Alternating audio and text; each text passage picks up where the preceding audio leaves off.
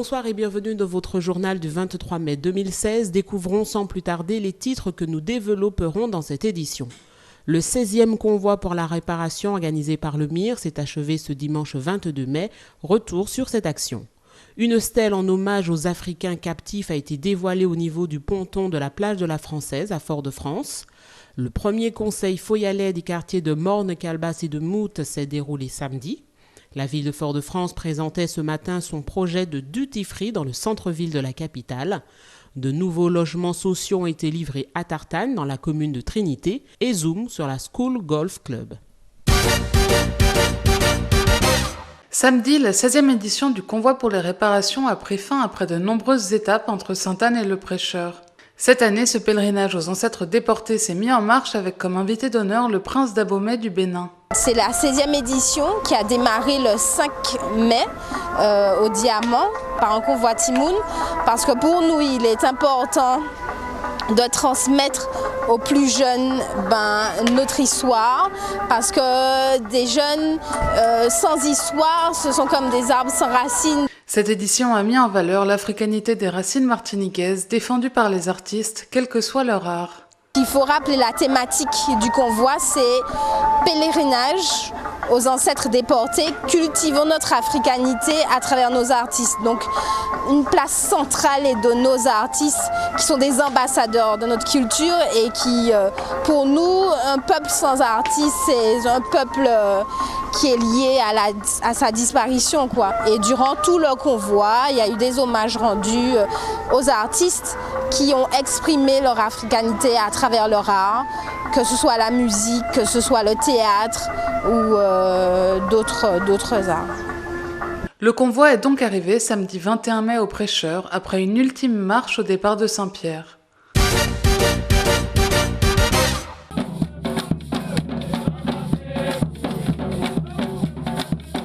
La traite négrière française et anglaise dura 2 siècles.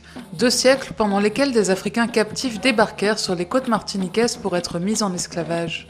La ville de Fort-de-France a tenu à rendre hommage à ces Africains captifs arrivés sur le sol foyalais en inaugurant vendredi plage de la Française une plaque pour honorer leur mémoire. C'est avec beaucoup de plaisir que nous vous recevons cet après-midi à Fort-de-France pour faire un pied de nez peut-être à l'histoire au pied du fort Saint-Louis, qui est un symbole fort de la colonisation française en terre d'Amérique. Nous avons voulu poser cette plaque en hommage à tous ces hommes et ces femmes qui ont été déportés d'Afrique pour venir s'enraciner, pour venir féconder les terres de la Caraïbe. On a la statue de Cocoro Nikoya à la place du 22 mai qui symbolise la libération, la révolte et l'abolition de l'esclavage le 22 mai, à la place du 22 mai. On a beaucoup de symboles dans cet espace du colonialisme, le Fort Saint-Louis, la plage de la Française, la statue de Denambuc, la statue de Joséphine, mais aucun symbole du point de départ de la construction de cette société, de cette nation martiniquaise, de ce peuple martiniquais, l'arrivée de ces esclaves en Martinique. Et pour moi, c'est important qu'on ait des symboles de l'histoire. C'est déterminant de connaître son histoire, de s'appuyer sur son histoire, sur ses racines, sur son passé, pour construire une société meilleure, tenir compte justement de cette traite ignoble, de cette revendication que nous avons eue et que nous avons toujours de notre participation entière à l'humanité pour justement l'accorder aux autres et faire en sorte que nous puissions construire une société qui soit humaine et respectueuse de la part d'humanité qui est en chacun d'entre nous. Après avoir dévoilé et lu cette plaque, des coquillages ont été jetés à la mer en mémoire des Africains captifs disparus lors de la traversée. Aux esclaves qui ont disparu en mer. Merci. L'actuelle municipalité de Fort-de-France a mis en place les conseils foyalais. Il s'agit de nouvelles instances d'implication des habitants et des forces vives des quartiers de Fort-de-France. Ils permettent de prioriser les interventions collectives, d'informer et de co-construire des actions de proximité. Samedi 21 mai, le premier conseil foyalais des quartiers Morne, Calebasse et Mout s'est tenu en présence du conseil municipal. Le conseil foyalais, en fait, c'est réunir tous les acteurs qui travaillent au sein d'un quartier, au sein d'un secteur. Et partir un petit peu de l'histoire du quartier, hier, aujourd'hui, et comment ensemble que nous pouvons aller vers l'avenir. Parce que ça appartient à chaque habitant, à chaque citoyen de construire son avenir. Aujourd'hui, ce que nous avons fait, nous avons balayé en fait l'histoire du quartier depuis lors de sa création. Et nous sommes allés même plus loin, nous sommes allés au-delà de sa création. Pourquoi? Parce que ce quartier-là est né en 1960, dans les années 60, et nous sommes allés vers 1760. 1760, c'est là où il y avait une comtesse qui habitait à Montcalbas. Parce que il faut savoir que le quartier Montcalbas a été construit autour de l'usine Dillon, la distillerie Dillon. C'est là qu'il y avait la Wicasneg. Beaucoup de gens vivent dans ce quartier-là, mais les gens ne sont pas au courant de tous les éléments du quartier. Et aujourd'hui, on a bien vu que les gens qui étaient là, ce sont des gens qui ont fait des recherches, qui ont beaucoup travaillé. Vous savez, on a beaucoup insisté avec les écoles élémentaires, l'école maternelle, pour faire un gros travail d'investigation sur l'histoire du quartier. Les gens ne savaient pas qu'il existe autant de choses, autant de richesses. Je peux prendre des richesses comme la distillerie, la maison Jeune Mona, les 44 marches, Chachikapouon, le squat, la forêt de Montgéral, 22 hectares avec la rivière Monsieur, traversée par la rivière Monsieur. Les gens ne savent pas ça. Les gens ne savent pas. Ici aussi, il y avait la digue. Et les gens ne savent pas ça. Les gens ne savent pas qu'ici, il y a une biodiversité, il y a un environnement tellement favorable. Notre aîné ici, il est mort à 107 ans. La démarche de mise en place des conseils de quartier s'inscrit dans le cadre du projet municipal de développement de la démocratie participative. La municipalité veut passer à une nouvelle étape de développement de la ville en redynamisant les énergies, les ressources et l'intelligence collective des quartiers par les conseils de quartier et les projets de quartier. Le maire de la ville de Fort-de-France, Didier Laguerre, et le député de la Martinique, Serge Letchimy, nous ont présenté le projet de dispositif de détaxe des zones de duty-free en centre-ville et son expérimentation à Fort-de-France, aujourd'hui au 6e étage de la mairie de Fort-de-France. Ce dispositif permettrait au commerce des centres-bourgs des villes touristiques de la Martinique d'être plus attractif et ainsi donner un nouveau souffle à la production locale, artisanale et haut de gamme, notamment en proposant de renforcer le dispositif de détaxe existant. Écoutons Didier Laguerre, maire de la ville de Fort-de-France, qui nous en dit un peu plus sur ce dispositif. Un tel dispositif est de nature à améliorer la compétitivité des commerces folialais vis-à-vis de leurs concurrents de la Caraïbe en termes de clientèle touristique. Vous avez 320 000 touristes qui ont débarqué ou pas à Fort-de-France cette année. La problématique, c'est comment faire en sorte que ces touristes puissent venir améliorer le fonctionnement des commerces folialais, comment faire pour qu'ils viennent et qu'ils consomment à Fort-de-France. Un des outils, ce n'est pas le seul, mais un des outils, c'est de créer une zone duty-free sur le centre-ville de Fort-de-France, de façon à ce que le touriste puisse acheter en détaxé, donc moins cher, des produits qu'il trouvera peut-être ailleurs, des produits spécifiques de la bijouterie, de la maroquinerie, de la parfumerie, des produits à forte valeur ajoutée, mais aussi de l'artisanat local, mais aussi des chaussures, des vêtements, tout ce qu'on peut trouver dans le centre-ville. Le député de la Martinique, Serge Letchimy, a envoyé le 7 avril dernier un courrier au président de la République, François Hollande, afin de faire un constat sur la perte de vitesse des centres-villes et leurs commerces face au nouvel essor qu'a pris le tourisme en Martinique sous ces 5 dernières années et a proposé la ville de Fort-de-France pour l'expérimentation de ce dispositif. Mais depuis combien de temps travaillez-vous sur ce dossier ? Ça fait longtemps. Il y a près de 3 ans que nous travaillons énormément sur ce dossier de zone franche globale expérimentale sur la Martinique. Avec un port franc certainement.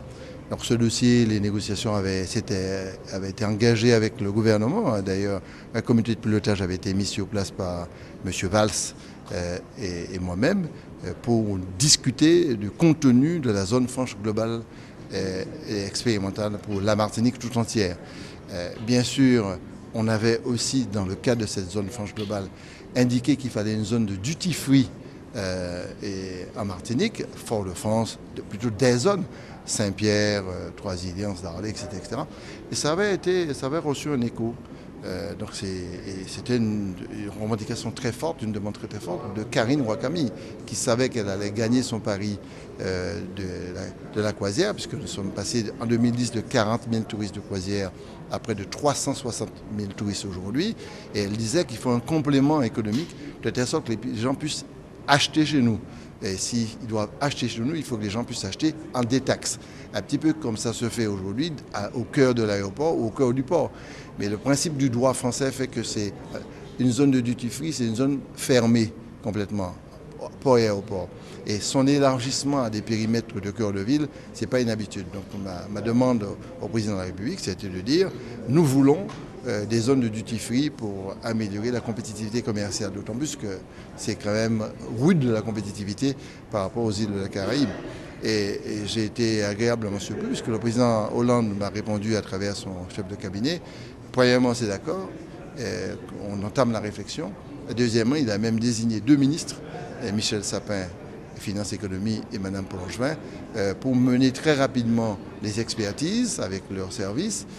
Bien sûr, il ne faut pas nous être de bondiers. Donc, avec Didier Laguerre, monsieur le maire de Fort-de-France, nous allons monter un comité de pilotage Faux-y-aller, pour un exemple, puisque Fort-de-France pourrait être la zone expérimentale, de telle sorte qu'on puisse fournir un maximum d'éléments à cette équipe Sapin et Plangevin, pour ne pas louper la loi de finances de 2017, parce que le débat a commencé là dans un mois. Il ne faut absolument pas louper parce qu'il y a des modifications législatives à faire pour qu'on puisse installer ça à Fort-de-France. L'installation de la Ponte Pablo à Fort-de-France constitue une première étape en amont de la généralisation de l'utilisation de cette procédure de détaxe à l'échelle du territoire pour les croisiéristes et les autres touristes. Vendredi 20 mai a eu lieu l'inauguration des résidences Les Cacaoyers et La Cabosse à Tartane dans la commune de Trinité. Ce sont 40 logements sociaux et très sociaux qui ont été livrés. Cette réalisation elle est très particulière ici à Tartane. La résidence Cacaoyer et le lotissement La Cabosse, ce sont 40 logements locatifs sociaux et très sociaux et associés à cette résidence, à ces bâtiments locatifs, eh bien, nous avons, à la demande de la ville, réalisé 6 villas et 9 parcelles de lotissement qui vont permettre l'accession de familles à revenus moyens, disons ça comme cela, une accession intermédiaire, soit effectivement sur ces villas qui sont très simples mais très fonctionnelles, ou alors effectivement en choisissant d'acheter une parcelle sur laquelle l'acquéreur pourra réaliser la maison de ses rêves et selon ses moyens également. Pour la ville de Trinité, ces résidences s'inscrivent dans le cadre de la politique sociale et d'urbanisation portée par la municipalité. C'est une satisfaction pour la ville de Trinité de pouvoir offrir enfin à tous ceux qui demandent un logement sur la ville, et notamment les Tartanais et les Tartanaises, de pouvoir leur offrir aujourd'hui les clés de leur appartement. Je voudrais souligner aussi que c'est un travail qui a commencé depuis 2013 avec mon prédécesseur et que nous avons continué, et que la CIMAR, qui est une société immobilière avec qui nous travaillons en toute confiance, a fait en sorte avec ma mandature, de continuer ce travail pour pouvoir donner satisfaction à tous ceux qui ont demandé des logements ici à Trinité et à Tartane. 40 familles accèdent donc à des logements adaptés à leurs revenus. Ce logement participe également à leur insertion sociale. Aujourd'hui, c'est un grand jour pour moi. J'ai reçu mes clés. Après 10 ans, j'ai entendu 10 ans, 10 années, mais ça a été quand même. J'ai reçu mes clés. Je suis très épanouie, très contente. Je vais pouvoir accéder à ma nouvelle maison. Résidence Les Cacaoyers à Tartane, voie numéro 8. Je commence à aménager, je commence à amener des trucs dans la maison et bientôt je serai dans ma nouvelle maison. J'ai attendu 10 ans. J'ai déposé mon dossier en 2006. J'ai attendu 10 ans et 10 ans de patience, mais quand même ça a été. J'ai persévéré pendant 10 ans et je l'ai eu quand même. Ça a été. La politique des logements sociaux en Martinique subit de nombreuses contraintes, le manque de foncier et la demande toujours très forte. La première édition de la School Golf Cup a eu lieu ce vendredi 20 mai au golfe des Trois-Îlets. Cette compétition regroupe les golfeurs du collège des Trois-Îlets en initiation ou confirmés. Philippe Exili, enseignant référent, nous en dit plus. Donc nous avons décidé d'organiser une petite manifestation pour eux. Et cette manifestation leur permet de concourir de manière sympathique, d'accord. Et alors ce qui est intéressant, c'est que Madame la principale a voulu aussi que certains élèves du collège viennent les soutenir et viennent les encourager sur le parcours. Et ce sont les élèves qui sont venus les accompagner sont des élèves qui seront initiés également. Le golf des Trois-Îlets se trouve à 300 mètres du collège des Trois-Îlets, d'accord? Donc quand on est au golf, on entend la sonnerie du collège. Donc ça veut dire que notre but principal en tous les cas, c'est de lier de manière définitive le collège au golf, tout simplement. Et nous avons il y a beaucoup d'espoirs du golf martiniquais qui sont en classe au collège des Trois-Îlets. Et il y a beaucoup d'autres golfeurs qui n'ont peut-être pas un excellent niveau, mais qui sont aussi au collège des Trois-Îlets. Et voilà. L'expérience sera renouvelée puisque à terme, notre but c'est d'inviter les meilleurs élèves golfeurs de la Caraïbe.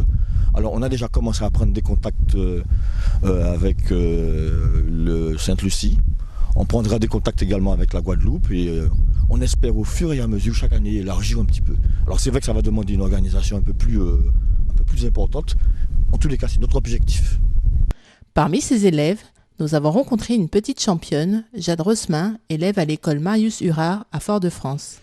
Mais effectivement, je suis sélectionnée pour les NCA League de France.